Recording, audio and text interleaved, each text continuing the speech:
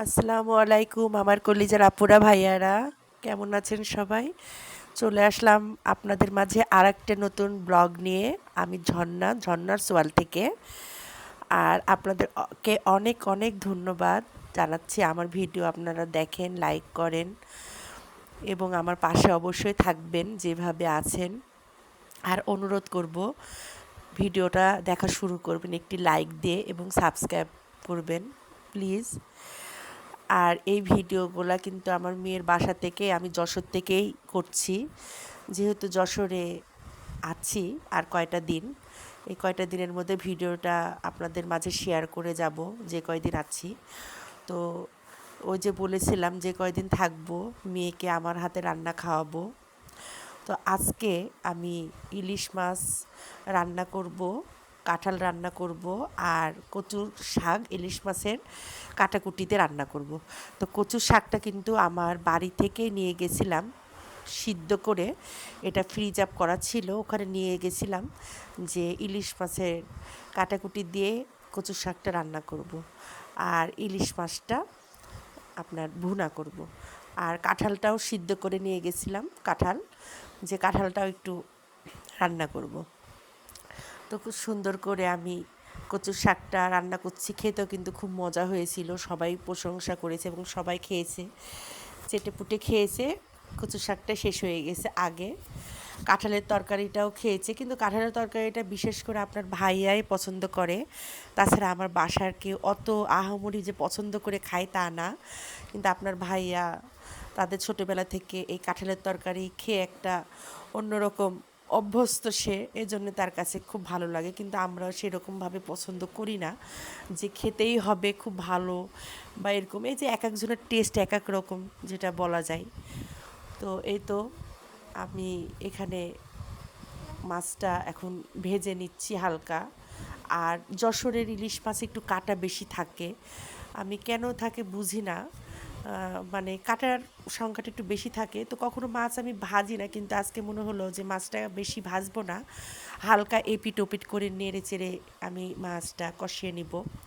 আর এই যে দেখতে পাচ্ছেন কাঁঠালটা আমার ভাপ দেয়া আছে, এখন কাঁঠালটা খালে আমি রান্না করব কষিয়ে, মাংসর মতো করে রান্না করেছিলাম, কাঁঠালটা খুব মজা হয়েছিল খেতে। তো আজকে আপনাদেরকে রান্নাটা এই জন্য দেখাচ্ছি, প্রত্যেকবার খালি যখন আমরা খেতে বসি আর সব কিছু গুছায় বসি রান্নাগুলো নিয়ে, তখন শুধুই আপনি একটু দেখতে পান বা দেখাই আমি। তো রান্না করাটা আমি আজকে একটু দেখাচ্ছি যে আজকে আমি কি কি রান্না করেছি। তো দুঃখের বিষয় হচ্ছে এটা, যে আমার রান্না নাকি সবার কাছে এত ভালো লাগে যে দুপুরবেলায় কিন্তু প্রায় শেষ হয়ে যায়। সবাই পেট ভরে ভাত খাই, সেই ভাতটা আবার রাত্রে রান্না করা লাগে, আবার কিছু না কিছু তরকারি আমাকে রাত্রে রান্না করতে হয়। তো মায়ের হাতে রান্না বলে কথা, সবাই মিলে আনন্দ করে মজা করে খায়, ভালো লাগে, যে কোনো কিছু পড়ে থাকে না, ফেলে দিতে হয় না, একদম সেরকমভাবে মজা করে সুন্দর করে খেয়ে উঠে যাই। তো এই তো কাঁঠালের তরকারিটা আমি এখন রান্না করছি, কাঁঠালের তরকারিটা কিন্তু আমি খুব সুন্দর করে কষাবো, আর এটা কিন্তু একটু মাখা মাখা হবে। তো রান্না করার শেষে তো অবশ্যই আপনারা দেখবেন যে কেমন হয়। তো আপনারা তো যারা কাঁঠালের তরকারি খান, রান্না করেন, তারা তো জানেন যে কাঁঠালের তরকারি কেমনভাবে রান্না করতে হয় এবং কত রকমের রান্না করা যায়। তো এইভাবে আমি রান্না করি কাঁঠালের তরকারি।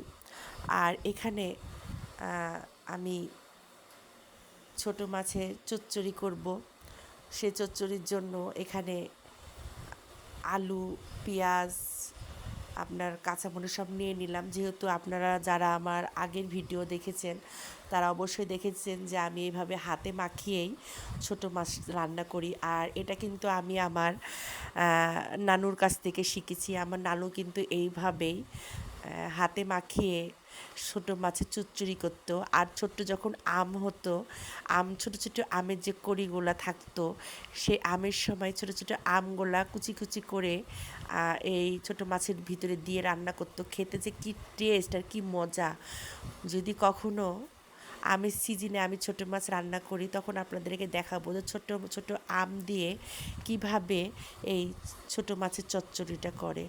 আমার নানির হাতের রান্না কিন্তু খুবই মজাদার ছিল, আর ছোটোবেলা থেকে আমার নানির হাতে রান্না খেয়েছি, এখনও ভুলতে পারি না। আমার নানুকে আল্লাহ জান্নাতবাসী করুক। সে আমাকে অনেক ভালোবাসতো, আমাকে মানুষ করেছে। তার জন্যে আমার এখনও অনেক মায়া লাগে, মনে পড়ে। কিন্তু কিছু করার নাই। আমার নানি একটা খুব ভালো মনের মানুষ ছিল। তাকে কিন্তু আমরা বয়স্কভাবেই পেয়েছি। যে আহামরি যে সে আমাদের কাছে যে তার অল্প বয়স বা ইয়াংকালীন তা ছিল না। ১০০ যখন বয়স তখন আমরা তাকে পেয়েছি। আল্লাহর রহমতে সে ১২০ বছরে মারা গেছে। কিন্তু সে খুব ভালো মানুষ ছিল। আমার নানু একটা সাদাসিধা মনের মানুষ ছিল। আল্লাহ আমার নানুকে বেহেশতবাসী করুক। তার হাতের রান্না আমি সেভাবে দেখে শিখেছি, এবং শিখেছি বললে ভুল হবে। আমার নানু যেভাবে মাছ রান্না করত ঠিক তেমনভাবে আমার মা রান্না করে, এবং এইগুলা কিন্তু আমার মায়ের কাছ থেকে পরে ভালো করে শিখে নেওয়া। কারণ যখন আমার নানু করতো তখন তো আমি আমি অনেক ছোট ছিলাম, হয়তো সেরকমভাবে বুঝিনি, কিন্তু নানুর হাতে রান্না খুব মজা করে খেতাম, খুবই মজা করে খেতাম। তো এখন বুঝি যে হ্যাঁ, আমিও যখন নানু হয়েছি তখন আমিও বুঝি যে আমি যদি কোনো কিছু আমার বান্ধবীকে খাওয়াতে যাই সেও কিন্তু মজা করে, তখন বুঝি যে আসলেই নানুরা খুব মজা হয় এবং তার নাতনিদেরকে খুবই ভালোবাসে। যেমন আমি আমার মেহরিমাকে ভালোবাসি, তেমন ঠিক আমার মা আমার সন্তানদেরকে ভালোবাসে। তো এইভাবেই কিন্তু হয়ে আসছে এবং হয়ে যাবে, বা যতদিন পৃথিবী থাকবে এইভাবেই চলতে থাকবে। যে নানা নানির ভালোবাসা তার নাতিপুতির জন্যে কেমন হয়। খুব কষ্ট লাগে, খারাপ লাগে যখন সে আমার কাছ থেকে দূরে থাকে, খুব কষ্ট লাগে। তো এখন যতক্ষণ পর্যন্ত ওর সঙ্গে থাকি সবসময় ওর সঙ্গে একটু হই হুল্লো করা, নাচানাচি করা, হাসাহাসি করা, ওকে একটু মজা দেওয়ার চেষ্টা করি। তো আমিও সবসময় কিন্তু পারি না নানা রকম কাজে। তো দেখেন আমি কিন্তু অবশেষে ধইনার পাতা টমেটো দিয়ে এখন আমি এটাকে ঢেকে দিব। আর এই ভিডিওটা কিন্তু আপনার ভাইয়া করে দিচ্ছিল। সে ভালো করে ভিডিও ধরতে পারে না, খালি অন্ধকার অন্ধকার করে দেয়, লাইট দিতেও ভুলে গেছে। তো এখানে আমরা সবাই মিলে এখন খেতে বসে যাব। এই যে মাছটা আমি ভুনা করেছি, কচুর শাক, কাঁঠালের তরকারি, এটা খাবো। আর ছোটো মাছ চচ্চড়িটা সেটা রাত্রেবেলা খাবো, কারণ দুইটা মাছ একসঙ্গে এখন খাবো না, একটা মাছ রাত্রের জন্য রেখে দিয়েছি। তো এই তো আজকে এই কচু শাকটা সবাই খুব পছন্দ করেছে। তো খাওয়া দাওয়া শেষ করে আমাদের রুটিন বিকালবেলা আমার বান্ধবীকে নিয়ে আমরা একটু বাইরে বের হয়ে যাই, আর কিছু বাজার সদাই করতে হবে, এর জন্য বের হয়ে গেলাম। প্রতিদিন টুকটাক কিছু না কিছু বাজার করতেই বের হয়ে যাই। আর এখানে বিকাশের দোকানে টাকা তুলতে চলে আসলাম। আমি দাঁড়িয়ে আছি, আপনার ভাইয়া আমার বান্ধবীকে নিয়ে টাকাটা তুললো, আর এখানে কিছু কেনাকাটা করে নিলাম। এখানে কিছু সবজি, পেঁয়াজ যেগুলো লাগে, কারণ অনেক দিন মেয়ের বাসায় থাকি, চেষ্টা করি নিজেদেরকেও কিছু করে খাওয়ার, যেহেতু পরের উপর নির্ভরশীল হয়ে থাকতে ভালো লাগে না। আর মানুষ যেন কোনো কথা না বলতে পারে, সেজন্য নিজেরা নিজেদেরটাই করে সবাইকে মিলেমিশে খাওয়ার চেষ্টা করি। কারণ যতই হোক আমি সুযোগ কাউকেই দিব না যে সে যেন বলতে পারে, কেউ যেন বলতে না পারে যে এতদিন ধরে এখানে আছো, মেয়ে জামাইয়ের উপরে ভারী বোঝা হয়ে আছো, এই কথাটা যেন আমাকে শুনতে না হয়। সেজন্য আমরাও চেষ্টা করি আমাদের মতন করে আমরা বাজার হাট করে খাওয়ার, আর কারোর উপর যেন আমরা নিজেদেরকে চাপিয়ে না দেওয়ার চেষ্টা করি। যতটুকু পারি ততটুকুই সাহায্য করি, কারণ আমরা আহামরি এত বড় লোক না, মধ্যবিত্ত মানুষ, কিন্তু আমাদেরও এই বিবেক বুদ্ধি অবশ্যই আছে।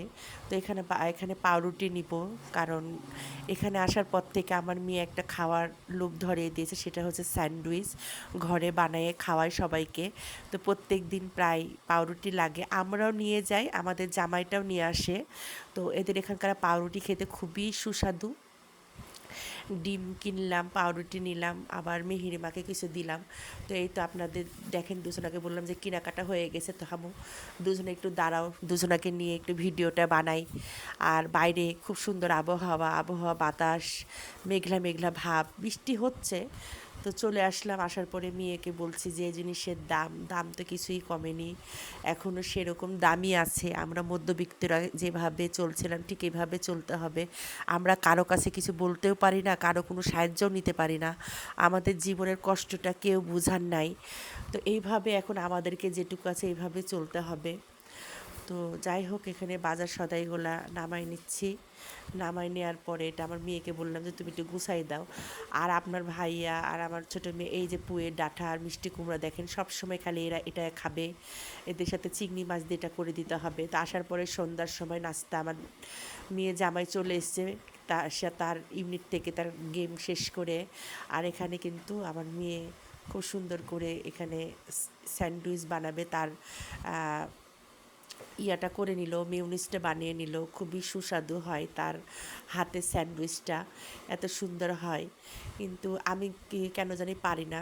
সব সময় কি শুধু বাচ্চারা শুধু মা বাবার কাছ থেকে এগুলা শিখবে? এখন তো অনেক কিছু আমাদের সন্তানদের কাছ থেকেও আমাদেরকে শিখতে হচ্ছে। যেমন আমার মেয়ে অনেক কিছুই রান্না করে, নতুন আধুনিক অনেক কিছু সে পারে, অনেক কিছু সে পারে আলহামদুলিল্লাহ। তাদেরকে কোনো কিছু নতুনভাবে হাতে ধরে শেখানো লাগেনি, অনেক কিছু সুন্দর করে করতে পারে। এখন আমি মনে হয় ওদের কাছ থেকে অনেক কিছু শিখতে হচ্ছে। এক সময় ছিল যে আমরা বাচ্চাদেরকে শুধু পড়ালেখাটা, কিভাবে কাজ করবা, কিভাবে নিজের যত্ন নিবা, এগুলো শেখাতাম।